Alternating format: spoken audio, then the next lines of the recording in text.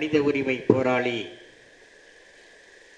Stain சுவாமி அவர்களின் 3ஆம் ஆண்டு வீர வணக்க நாள் நிகழ்வில் உறுதியேற்கிற இந்த நிகழ்வுக்கு தலைமை ஏற்றிருக்கிற தோழர் ஜமி அவர்களே, இந்த நிகழ்ச்சியிலே பங்கேற்று நிறைவாக உரை நிகழ்த்திருக்கிற விடுதலை சிறுத்தைகள் கட்சியினுடைய தலைவர், தமிழ் இனத்தினுடைய தன்மான போராளி, எழுச்சி தமிழர், நாடாளுமன்ற உறுப்பினர் அண்ணன் திருமா அவர்களே, மாநிலங்களவை உறுப்பினரும் திராவிட முன்னேற்ற கழகத்தின் சட்டப்பேரவை நாடாளுமன்ற உறுப்பினருமான சட்டத்துறை செயலாளர் அன்புக்குரிய அண்ணன் என்ஆர் இளங்கோ அவர்களே, மனிதநேய மக்கள் கட்சியினுடைய தலைவர் சட்டமன்ற உறுப்பினர் பேராசிரியர் ஜவஹருல்லா அவர்களே, மார்க்சிஸ்ட் கம்யூனிஸ்ட் கட்சி, இந்திய கம்யூனிஸ்ட் கட்சி உள்ளிட்ட கட்சிகளினுடைய தோழர்களே, இந்த நிகழ்வை ஒருங்கிணைத்திருக்கிற மனித உரிமை காப்பாளர் கூட்டமைப்பினுடைய தேசிய செயலாளர், குரலற்றவர்களினுடைய குரலாய் தமிழ்நாட்டுக்கு பெருமை சேர்க்கக்கூடிய வகையில் தொடர்ந்து மனித உரிமைகளுக்காக போராடி கொண்டிருக்கின்ற வழக்கறிஞர் பேரன்புக்குரிய ஹென்றி திவேன், நன்றி உரையாற்றக்கூடிய தோழர் ஆசிர் உள்ளிட்ட அனைவருக்கும் அன்பு வணக்கம். ஸ்டேன் சுவாமி அவர்களினுடைய 3ஆம் ஆண்டு நினைவு நாளை ஒட்டி, அது ஜூலை 5ஆம் தேதி நினைவு நாளாக இருந்தாலும் இன்றைக்கு இந்த அரங்கத்தில், தியாகராயர் அரங்கத்தில், திராவிட இயக்கத்தினுடைய மூத்த தலைவராக இருந்து உருவாக்கிய தலைவர்களில் ஒருவரான தியாகராயர் மன்றத்தில் நடைபெற்று கொண்டிருக்கிற இந்த நிகழ்வில் முன்வைத்திருக்கிற கோரிக்கைகள்,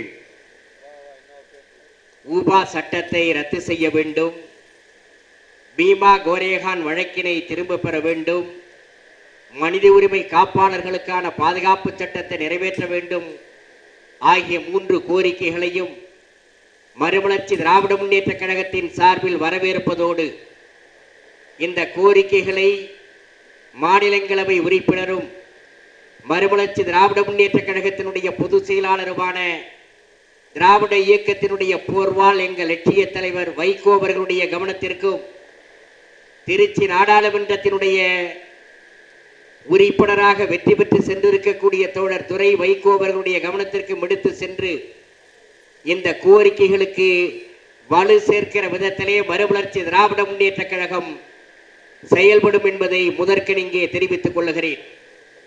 காலத்தின் அருமைப்பாடு கருதி அடுத்து பேச இருக்கிற தலைவர்கள் பேச வேண்டும், நேரம் பாய்கொண்டிருக்கிறது. இருந்தாலும் கூட இந்த நிகழ்வில் ஸ்டேன் சுவாமி அவர்கள் பிறந்த மண் இந்த தமிழ்நாடு. அரியலூர் மாவட்டம் வரகடூரிலே பிறந்தவர். அவர் இயேசு சபையிலே சேர்ந்து பெங்களூரிலும் அதற்கு பிறகு ஜார்க்கண்ட் மாநிலத்திலும் பழங்குடி மக்களுக்காக, குரலற்றவர்களின் குரலாக, அவர்களுக்காக தன் வாழ்நாளையே அர்ப்பணித்தவர். வன உரிமை பாதுகாப்பு சட்டத்தை மத்திய சர்க்கார் நிறைவேற்றிய போதும் காலங்காலமாக எந்த காடுகளிலே வசித்தார்களோ அந்த பழங்குடி மக்களை, எந்த மலை அடிவாரங்களிலே வாழ்ந்தார்களோ அந்த மக்களை விரட்டி அடித்துவிட்டு, அந்த காடுகளிலும் மலைகளிலும் கீழே புதைந்து கிடக்கிற கனிம வளங்களை பன்னாட்டு ஏகாதிபத்திய முதலாளிகளுக்கு தாரை வார்ப்பதற்காக சட்ட திருத்தங்களை கொண்டு வந்த நேரத்தில் அதை எதிர்த்து போராடுவதற்கு வெறும் அருள் தந்தையாக அல்ல, அந்த மண்ணில் இருக்கக்கூடிய பழங்குடி மக்கள் கையில் அவர் ஆயுதமேந்தி போராடுங்கள் என்று சொல்லவில்லை. ஆனால் ஜார்க்கண்ட் அரசை நிலைகுலைய செய்யக்கூடிய போராட்டத்தை அந்த எளிய மனிதர்களை ஒன்று திரட்டி நடத்தி காட்டி, இளைஞர்களை திரட்டி பழங்குடி மக்களின் உரிமை போராடியாக வாழ்ந்தவர் ஸ்டேன் சுவாமிகள். இளைஞர்களை கைது செய்வார்கள், மாவோயிஸ்டுகள் என்று முத்திரை குத்துவார்கள், துப்பாக்கி சூட்டுக்கு பலியாளர்களை போல மீதி இருப்பவர்களை கணக்கு காட்டுவதற்காக சிறையிலே தள்ளுவார்கள். இது தொடர்ந்து ஜார்க்கண்ட் மாநிலத்திலே நடந்து வந்த கொடுமை. அதற்கு முற்றுப்புள்ளி வைக்க வேண்டும் என்பதற்காக போராடினார். இந்திய அரசியல் சாசனத்தினுடைய 5வது அட்டவணையில் பழங்குடி மக்களுக்காக இருக்கக்கூடிய உரிமைகளை நிலைநாட்ட வேண்டும் என்பதற்காக குரல் கொடுத்தார். பார்த்து கொண்டே இருந்தார்கள் எந்த வழக்கிலே அவரை சிக்க வைக்கலாம் என்று. பீமா கோரேகான் வழக்கு வந்த நேரத்திலே சிந்தனையாளர்களை, சமூக செயல்பாட்டாளர்களை, மனித உரிமை போராளிகளை கைது செய்து கேள்வி முறையின்றி சிறைச்சாலையிலே இன்று வரையிலே அடைத்து வைத்திருக்கிறதே மோடி சர்க்கார்.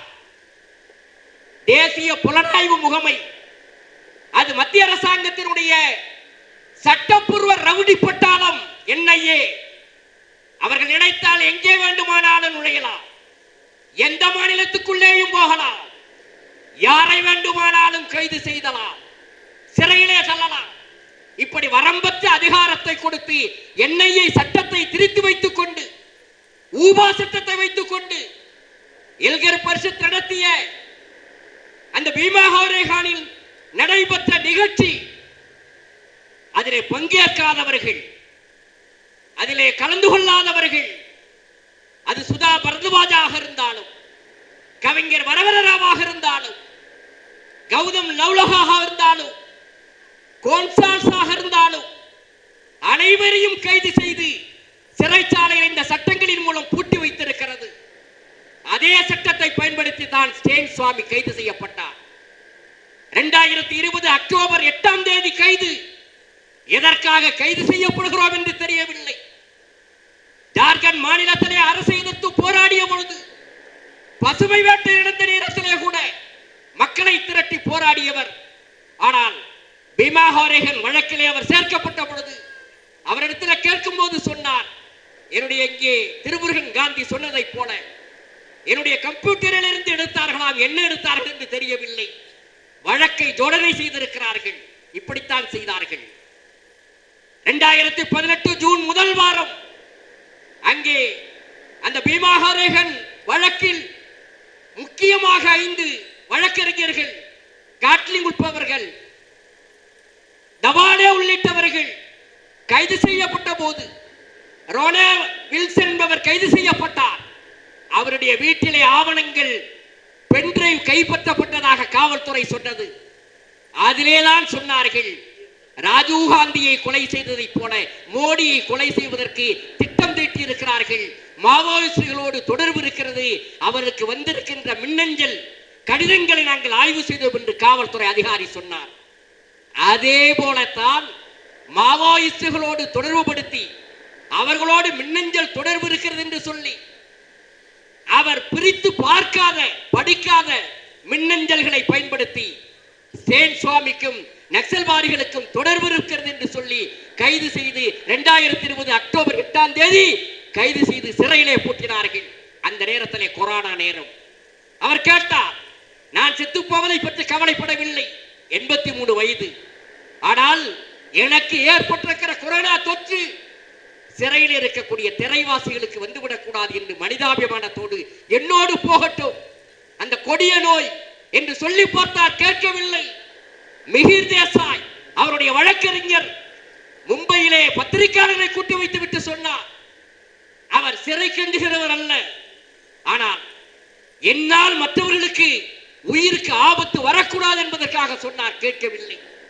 பார்க்கின்சன்ஸ் நோய், நடுக்குவாத நோய், ஒரு டம்ளர் தண்ணீரை கூட எடுத்து கொடுக்க முடியாத அளவுக்கு நடுங்கிக் கொண்டிருந்தார்.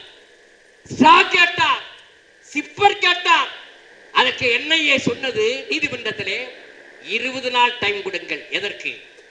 ஒரு கைது செய்யப்பட்டிருக்கிற ஒரு மனித உரிமை செயல்பாட்டாளர், வாழ்நாளையே இந்த மக்களுக்காக, பழங்குடி மக்களுக்காக அர்ப்பணித்தவர், அவர் சிறையிலே ஒரு டம்ளர் தண்ணீர் கொடுக்க முடியவில்லை. ஒரு ஸ்ட்ரா கொடுங்கள் என்று கேட்டதற்கு, அவருக்கு ஒரு சிப்பர் கொடுங்கள் என்று கேட்டதற்கு NIA பதில் மனு போட்டது 20 நாட்கள் ஆகும். 20 நாள் கழித்து சொல்கிறோம் என்று. எவ்வளவு மனிதாபிமானமற்றவர்கள்! கௌதம் லவ்லகா போன்றவர்கள் காஷ்மீர் பிரச்சனைக்காக குரல் கொடுத்திருக்கலாம். வரவராராவ் ஒரு புதுமை கவிஞராக, புரட்சி கவிஞராக இருந்திருக்கலாம். எல்லோரும் இவர்கள் பார்வையில் நகர்ப்புற நக்சல்வாதிகள். இவர்களை எல்லாம் கைது செய்ததற்கு காரணம், இன்னமும் சிறையிலே வைத்திருப்பதற்கு காரணம், இந்தியா முழுவதும் ஒரு செய்திகளை அவர் சொல்கிறார்கள். மோடி அரசு சொல்கிறது, இந்த NIA பயன்படுத்தி எங்களை எதிர்த்து யார் பேசினாலும் சரி, இது போன்ற வேலைகளை செய்வோம்.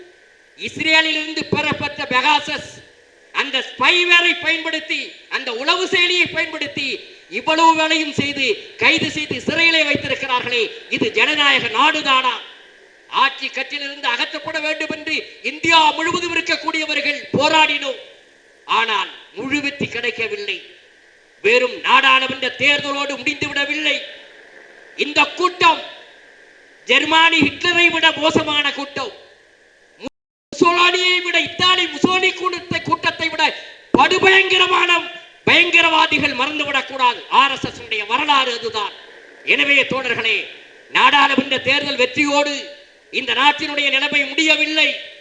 ஜனநாயகத்தை பாதுகாக்க, அரசியல் சாசனத்தை பாதுகாக்க, அடிப்படை உரிமைகளை பாதுகாக்க, மனித உரிமை போராளிகளை பாதுகாக்க நாம் இங்கே வைத்திருக்கக்கூடிய கோரிக்கைகளை நாடாளுமன்றத்தில் எழுப்புவோம், சட்டமன்றத்தில் எழுப்புவோம். அதை விட நீதிமன்றங்களை விட நீதிமன்றங்களில் மக்கள் மன்றத்திலையும் எழுப்பி வெற்றி பெறுவதற்கு நாம் எல்லோரும் ஒன்றிணைந்து குரல் கொடுப்போம் என்று சொல்லி இடம் சாருகிறேன். நன்றி, வணக்கம்.